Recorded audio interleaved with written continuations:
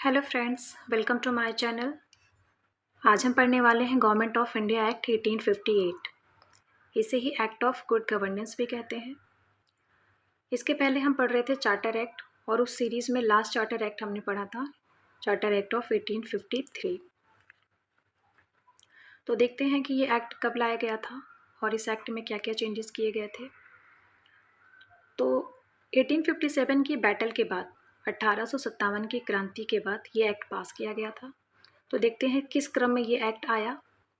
तो सबसे पहले इस एक्ट को लाने से पहले क्वींस डिक्लेरेशन पास किया गया था। क्वीन जो ब्रिटिश की थी, उन्होंने एक डिक्लेरेशन भेजा था, एक लेटर भेजा था, जो कि इलाहाबाद दरबार में पढ़ा गया था। किसके द्वारा? लॉर्ड कैनिंग के द्वारा। तो उसी डिक्लेरेशन को बाद में गवर्नमेंट ऑफ इंडिया एक्ट 1858 का नाम दिया गया। तो देखते हैं इस एक्ट में क्या क्या बदलाव किए गए। तो पिछले एक्ट में अभी तक हम पढ़ते आए हैं कि किस तरह ईस्ट इंडिया कंपनी की पावर को कम कर दिया जा रहा था और ब्रिटिश क्राउन अपनी पावर को बढ़ा रहा था।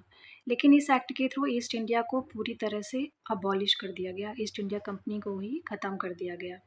लास्ट एक्ट जो चार्टर एक्ट 1853 था, हमने पढ़ा था कि उनकी सर्विस को बढ़ा तो दिया गया था, लेकिन कोई टाइम पीरियड डिसाइड नहीं किया गया था कि ईस्ट इंडिया कंपनी अपनी सर्विस को कितने सालों तक कंटिन्यू रखेगी। तो एक तरह से इनडायरेक्टली इंडिकेट कर दिया गया था कि ईस्ट इंडिया कंपनी अब ख़त्म होने वाली है, उसे अब अबॉलिश करने का टाइम आ गया है। तो ऐसा इंडिकेट कर दिया गया था। फाइनली इस एक्ट के थ्रू ईस्ट इंडिया कंपनी को अबॉलिश कर दिया जाता है। साथ ही सेक्रेटरी ऑफ स्टेट का इस्टेब्लिशमेंट होता है।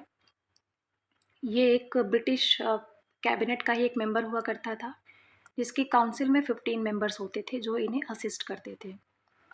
तो 15 मेंबर्स की काउंसिल थी, लेकिन ये एक एडवाइजरी बॉडी थी। अल्टीमेट डिसीजन लेने का जो पावर था वो सिर्फ सेक्रेटरी ऑफ स्टेट के ही अंडर में था। तो इस तरह से ईस्ट इंडिया कंपनी की पावर को ख़त्म कर दिया गया। इनफैक्ट ईस्ट इंडिया कंपनी को ही अबॉलिश कर दिया गया। अब इंडियन टेरिटरीज ऑफ ब्रिटिश, अब इसे किसके नाम पे गवर्न किया जाना था? It was to be govern in the name of British queen. अब ये ब्रिटिश क्वीन के नाम पे ही इन टेरिटरीज को गवर्न किया जाना था। गवर्नर जनरल ऑफ इंडिया को वायसरॉय ऑफ इंडिया भी बना दिया जाता है। गवर्नर जनरल ऑफ इंडिया और वायसरॉय ये एक ही पर्सन थे, ये दो अलग अलग पर्सन नहीं थे, बस ये दो अलग अलग इनकी पोस्ट थी। गवर्नर जनरल ऑफ इंडिया की पोस्ट पहले से ही थी और इसी को बाद में वायसरॉय ऑफ इंडिया भी कहा गया।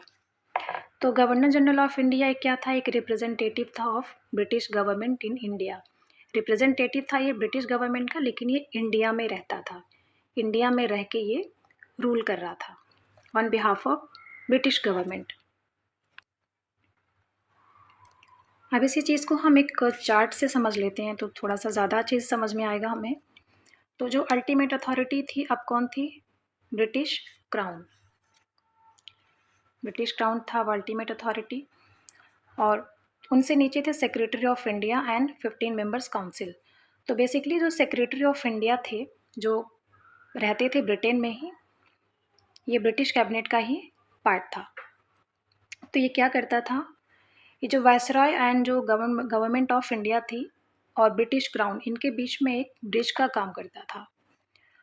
तो वायसरॉय और गवर्नमेंट ऑफ इंडिया, जो भी इंडियन टेरिटरी ऑफ ब्रिटिश में जो भी चीज़ें होती थी, उसकी इंफॉर्मेशन देता था सेक्रेटरी ऑफ इंडिया को, जो कि ब्रिटेन में बैठा होता था, और सेक्रेटरी ऑफ इंडिया इसी इंफॉर्मेशन को पास करता था टू दी ब्रिटिश क्राउन। तो इस तरह से इनका ये सिस्टम वर्क कर रहा था।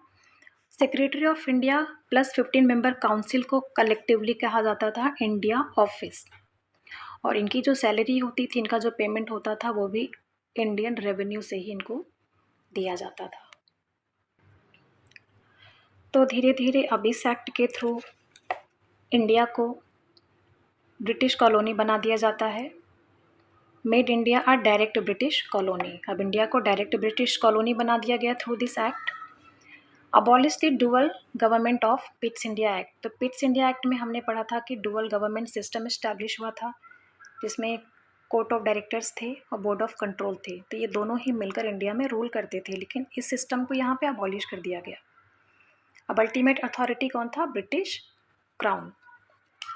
Also ended the doctrine of lapse.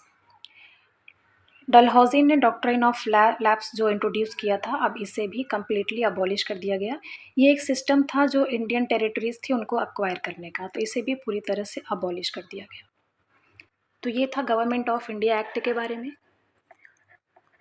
अगर आपको वीडियो अच्छा लगा हो तो please like, share and subscribe. मिलते हैं नेक्स्ट वीडियो में। Thank you so much for watching.